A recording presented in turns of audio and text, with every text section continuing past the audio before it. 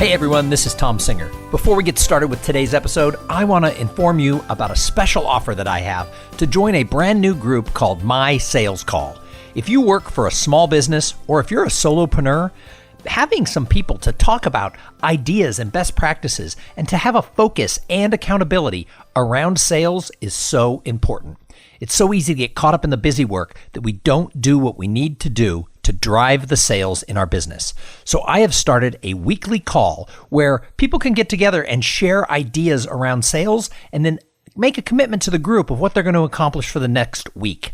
It's just like if you work for a big company, your sales manager would have a weekly sales call. This is your sales call. Go to mysalescall.com to find out more and sign up today. Welcome to the Cool Things Entrepreneurs Do podcast with your host, Tom Singer. In each episode, we explore the interesting lives of business leaders, entrepreneurs, solopreneurs, and others who have a healthy dose of the entrepreneurial spirit. It is time to explore something cool. Now, here is your host, Tom Singer. Well, hello, and welcome back to, or gosh, if it's your first time, welcome to Cool Things Entrepreneurs Do. Thank you so much for pulling your chair up to our virtual Cool Kids table. I started this podcast over 5 years ago with the intent of being able to expose myself and all of you who listen to really cool entrepreneurs who are doing interesting things, because I know one thing is true in all economies, and that is success leaves clues. And anytime we get the chance to hear from people who are having success, trying new things, venturing out on their own, we're going to pick up an idea, a theory, a nugget, some sort of inspiration. And that's what this show is all about. So today's guest is Austin Sams. And he is someone who I met at the New Media Summit in San Diego all the way back in September of 2019. And he was just one of these people who was really cool. He was a young guy. He's got a couple of little kids, but he's trying to carve his own path in the world. He actually, after college, he worked in an accounting firm for 11 months and said, I just can't do that anymore, and got out and went down his own path. And that's what we like here on this show, is people who, discover that my ladder is against the wrong wall. I had better move my ladder. Now, most of us wait a lot longer than 11 months. I waited 25 years, whatever. But that's what we're going to do today, is we're going to talk a little bit about his journey, his advice, and what he has to offer the world. Hey, Austin, welcome to Cool Things Entrepreneurs Do. Thanks for having me, Tom. So I don't read bios of people because that's like PR people speak. So why don't you tell everybody, who is Austin Sams and what do you do? Yeah, well, I am a family entrepreneur that is a lifestyle entrepreneur who values time with their family over just making money or building a company.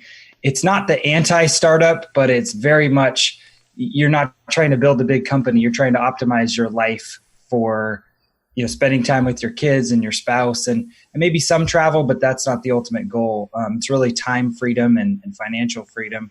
So I do that for myself, and then I've started to teach other people that, and have gotten overwhelmed with requests. And so now I'm starting a blog, podcast, virtual summit to teach other people and bring other experts on and show people who are entrepreneurs how to optimize what's really important to you, if time is more important to you than money. So that's what I'm all about. So you told me before we got started that you actually majored in entrepreneurship, but went to work for an accounting firm. So how did that happen? I mean, when you think accounting firm, that's like the antithesis of I majored in entrepreneurship. Yeah, well, most people's first job out of college is not their only job they'll ever have. So the impetus for going to work for that company was I met a girl, now my wife, and I needed to buy an engagement ring and pay for a honeymoon. So I thought, I might as well start working at this accounting firm. I'd make a good salary right out of college. It was pitched to me as a real estate consulting group inside of an accounting company. But this was in 2007. And yeah, exactly. We know what happened 11 months later. Yeah, wait, I lived that. I know. Well, actually, 2 months after I started the job, the nature of the job I signed up for completely shifted. Just to give you a small example, we were going to be doing market studies. The classic example I give people is we're going to be doing market studies of, a national home building company buys land in Las Vegas, and they want to know what price they should sell the home for. And within 2 months of starting that job, that situation turned into, well, the home builder bought the land in Las Vegas and now they're losing millions of dollars and they want to write it off on their taxes. And the real estate consultants, as part of this accounting company, had to go play bad cop and tell them, you really only lost $50 million on that deal and you're trying to write off $100 million. You can't do that. And so that's why I only lasted 11 months. I would just tell people, try things. You don't know until you try things. I'm glad I tried it. But 11 months in, I was like, this is not for me. And it was, amicable. It was like, you don't want to be here. And I said, yeah, I majored in entrepreneurship marketing. I don't want to learn accounting rules. So what did you do then? You jumped ship. What did you do then? So I had connected with an entrepreneur here in Tucson, Arizona, where I live and where I went to college. And I moved back to where I went to college here, where I live still. And I ran his business. So he needed a young guy. This is back 2008 now. Needed a young guy to come in and really optimize all of the digital marketing and operations. And so from the front end sales development to the back end, administrative operations, I digitized his whole business starting back in 2008, before we have a lot of the awesome tools that we have now at our disposal as entrepreneurs. And that business was interesting because it was helping real estate agents with marketing. So I had an interest in real estate back then, and but it would also use my skill set as a marketer, and it got a lot of exposure in helping people. We ran an email list of 80,000 real estate agents where we shared marketing tips and wisdom. We published a newsletter that they could use to stay in touch with their sphere of influence. I'm really into relationship style of marketing. I think that's the best marketing. So it really resonated for me. So ran that for 7 years. And what do you want to know next? Well, so then you started your own thing. So tell me about what you're doing now. Yeah. What's interesting about what I'm doing now is there was an abrupt end to that relationship in terms of choosing yourself that I really think is important to share. For a lot of years, I didn't choose myself because I didn't believe that I was capable, even though I had a lot of skills. And so it took me 7 years, even though I quit the first job in 11 months, it took me 7 years before I really chose myself and believed in myself enough to make the real jump into entrepreneurship. Even though I was running a company for somebody, it was still somebody else's business. I tried to buy that business, didn't work out.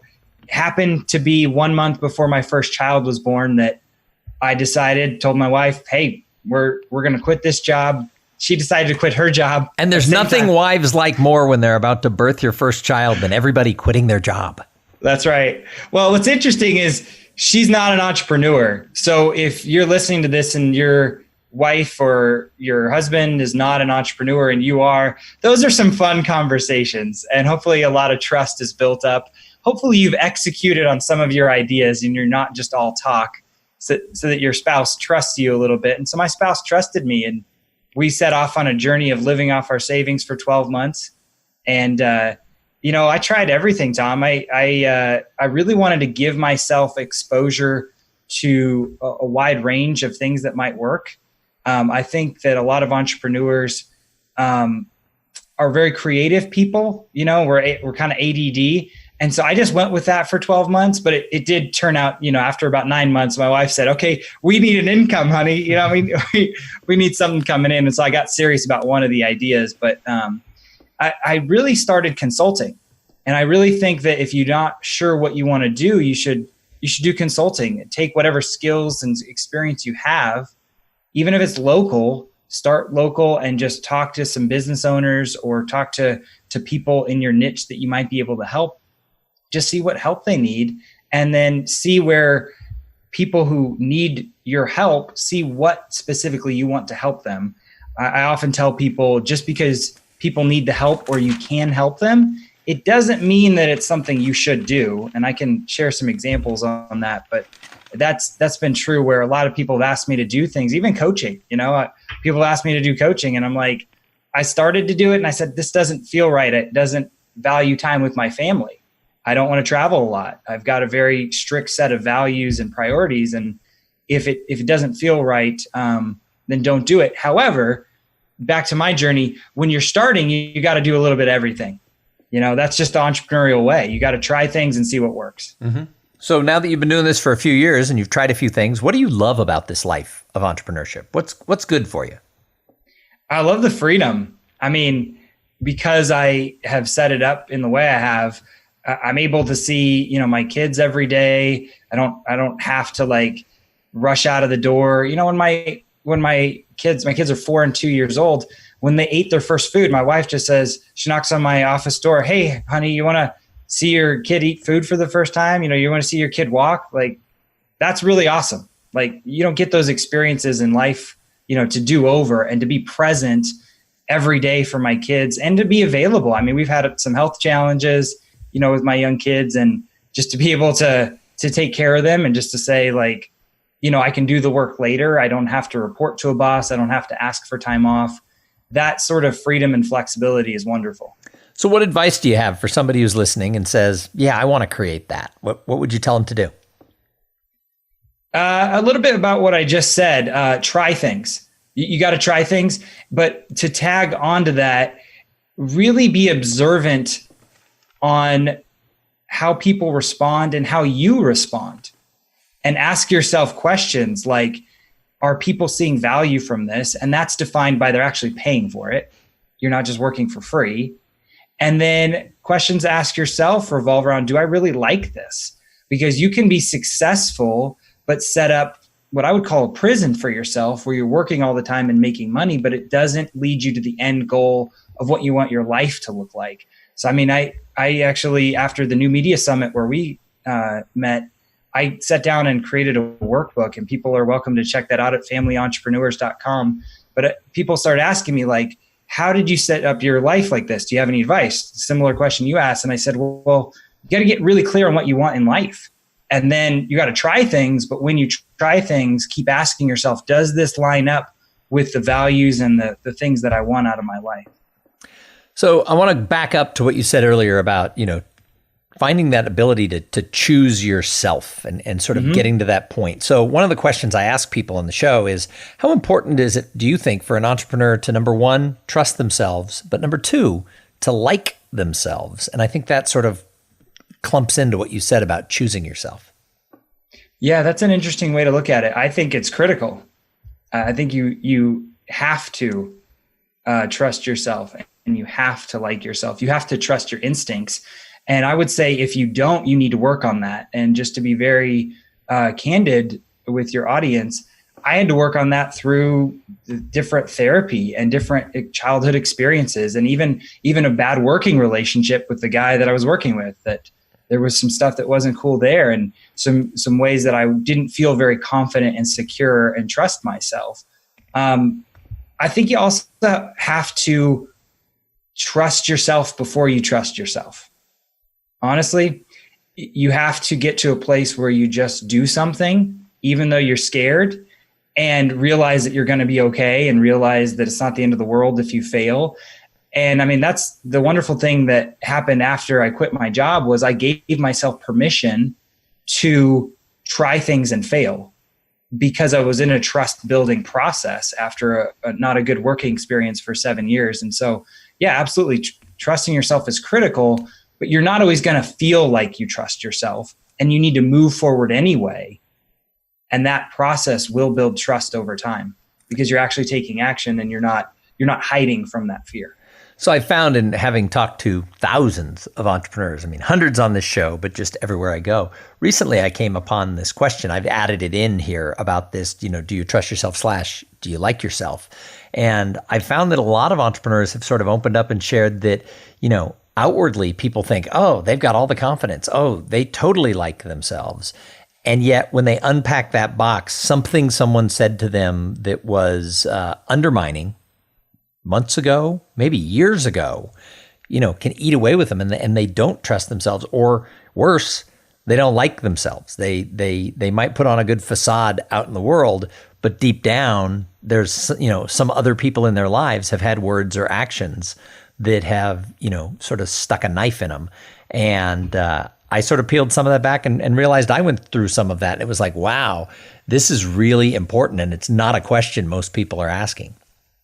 Yeah, it's interesting to the title of your show. I don't know if you want to go off on this tangent, but one of the coolest things entrepreneurs do is when they actually can be real with themselves, and when they can take off that mask that they show the market and the public and really have some self-reflection, and then go back out into the market with a whole new level of authenticity. And I think in today's world, people are sniffing that out more, especially with social media. But, when people record videos, you don't really know the person, but you can kind of tell when they're BSing you and when they don't really own it, and they're just reading off a script. And I think that's related to just that work of really processing events that have happened to you, bad experiences, and really trusting yourself. So one of the things I do is I work with companies and I speak at conferences on the whole concept of this gap that exists for so many people between their potential and their performance. What I've found is potential does not equal results, and we need to figure out how do we cross that gap. And everybody, it's going to be a little bit different. There's no magic fairy dust we can sprinkle on a whole team of 12 people to make everybody fly across the gap just magically. So why do you think some entrepreneurs can cross that gap and others just fall into the abyss? Between their potential and their performance and the results they get. Yeah. The easy answer would be their strategy was wrong or right if they got it.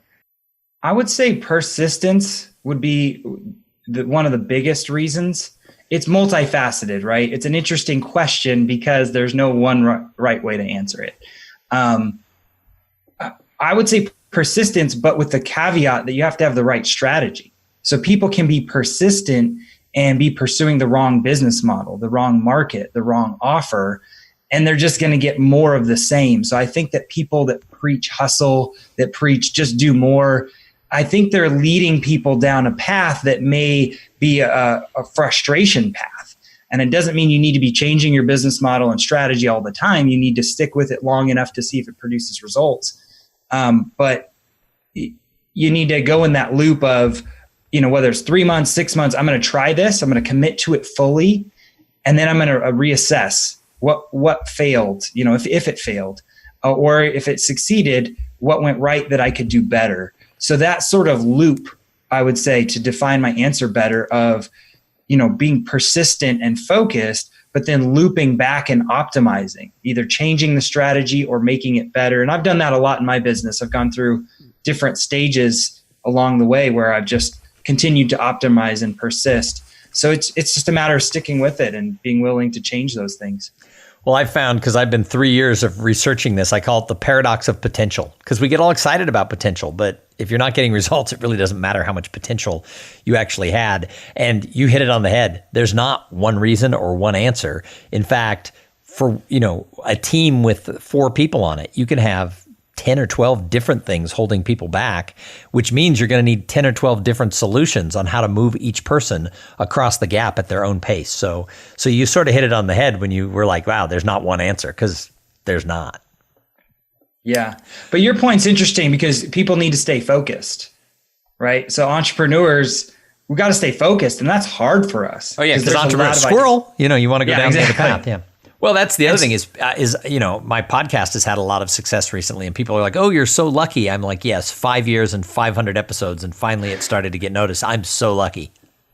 Now, did you make a commitment to do a certain number of episodes or to do it for a certain length of time? I love it when the interviewee becomes the interviewer. That's my favorite thing when I get the show taken over. I totally committed to 50 episodes. I came in thinking this was a short-term project. The podcast was going to last 6 months, 2 episodes a week. It was my chance. I was told, look, if you're ever in a rut, go out and interview 50 people who are successful, and they can't help it. They have to give you an idea, a nugget, a theory. You're going to start to see patterns. So this was just a personal crusade to get in front of 50 super successful, mainly solopreneurs, people who are growing individual practices, lifestyle businesses, because that's what mine really is. It's just me. Yeah. And I thought, I'll do this for 6 months and we'll see what kind of happens. And at the end of 6 months, I was enjoying it. It was actually having an impact. I was becoming better at what I do. I mean, I speak, but part of being a speaker, if you're good, you're interviewing people. You're talking to the audience, whether during your performance or, while you're outside. And all of a sudden, I started to ask more thoughtful questions. And as a master of ceremonies and a person who facilitates panels, hosting the podcast was making me better. And so I continued to do it. And then it started bringing me business. People started discovering me as a person to come speak at their sales meeting because someone on their team listened to the show. So then I couldn't stop. And then I just decided, well, we'll see where it goes. And as I got close to 500 episodes, I thought, maybe I've lived it out. That's very few podcasts ever get. Of the 700,000 podcasts out there, somebody said it's like 1% have more than 500 episodes. And I thought maybe I just closed down. For 6 months, I thought I closed down at episode 500. And before I got to episode 500, it really started impacting my business in a positive way. And I'm like, well, what kind of idiot would walk away from that? So we're still here. Yeah. Well, that's the last question I'm going to ask you while you're the host, because you took too long. I'm just joking. My point in asking you that was you proved the point, by the way. At the same time, you need to try things as an entrepreneur. You need to pick an actual commitment, whether that's a time commitment or another number of episodes if you're doing a podcast or whatever, a certain number of sales calls even before you say, I quit. I think a lot of people spin their wheels either in one or two places, in research mode. And I've been there where they're just thinking about an idea, talking to people and not doing anything. But then once they start, they quit too soon. And so my point was, whatever you start, try things, being open to new things for a certain time period. And that would be a recipe for success. And that's actually, there's very few examples that are as clear and concise as the podcast world. They call it pod fade. People get all excited. They buy equipment. They spend $1,000. They get an editor. They do all this stuff. They do all this research. They launch their podcast, and then they get busy and they do 2. And then like 6 months later, they do 3 more. 6 weeks later, they do a few more. And it's sort of an occasional podcast. So it never gains momentum of like people having it as a habit to listen. And around episodes 7 to 12, it dies. They call it pod fade because it fades away. Right. And then people are like, yeah, I tried a podcast. It didn't get me anything. It's like, yeah, 8 episodes over, 19 weeks. Shocking that it didn't get you anything. Someone should write a book called E-Fade, like entrepreneurial fade, like E-Myth, about that idea. Whoever's listening, write that book. Inspirational stories to get us all to commit to things. Nice. E-Fade. I like that. I think that'll be my I'll make shirts. So there you go. Cool. Hey, I got a couple more questions for you, but first I got to thank the sponsor of this episode. So this episode, like all of them, is brought to you by Podfly Productions.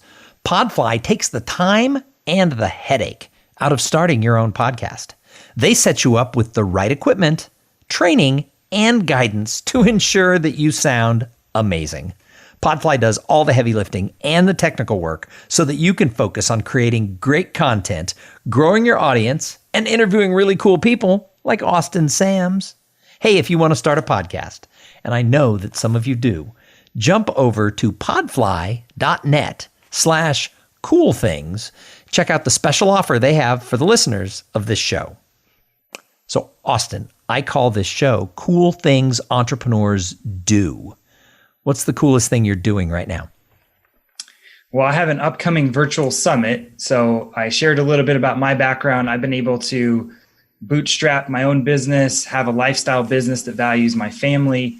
So I'm creating a virtual summit for family entrepreneurs called the Consistent Income Summit, because that's the number one thing that entrepreneurs, but also family entrepreneurs who have a wife, husband, maybe kids to support, they need a consistent income, but they want to work for themselves. And so I have an upcoming summit where I'm going to have speakers on, probably 15 to 20 speakers on topics. And I'm going to take people through a step-by-step process, whether you're at 0 or 5 figures, to get to a consistent 6-figure income and really do what I did 4 years ago for myself.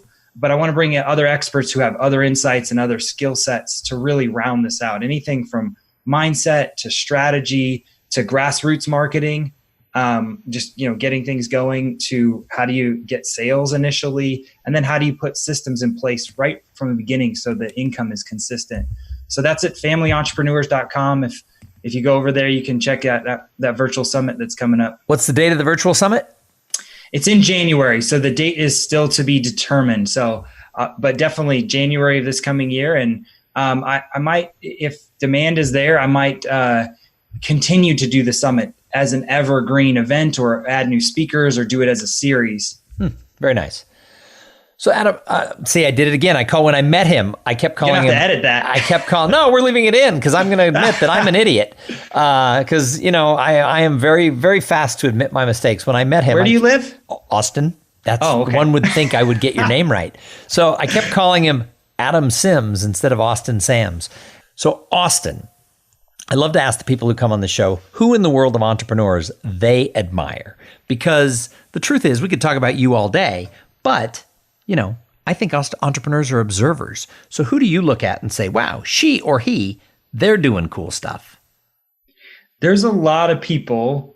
I know you want one person, so I will give you one of many because there's different aspects that we all appreciate about different people. I would say John Lee Dumas. I got a chance to get to know him, interview him for my podcast. And what I love about his approach and appreciate about him is he's clear about what he wants in his life. Going back to what we said about defining what you want in your life. Now, he doesn't have kids at this point. Maybe he will, but like him and his partner have made a decision to have a lifestyle business, and they are like committed to that. Even though they're super successful, they could make more money. They have the capability, they have the audience, but he chooses not to go 100% for the money and to value his lifestyle.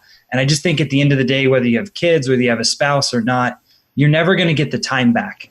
And I would rather value your life now, as long as you're making enough income for the lifestyle you want, but you don't need $1 million lifestyle to have the freedom that you want to go places, to just hang out, to spend time with friends and family. So I really appreciate that he knows that and does that in a really tangible way. I mean, this year he spent 90 days away from his home office and just batched all of his work. And so I'm all about those sort of systems and strategies to batch your work, to optimize your life.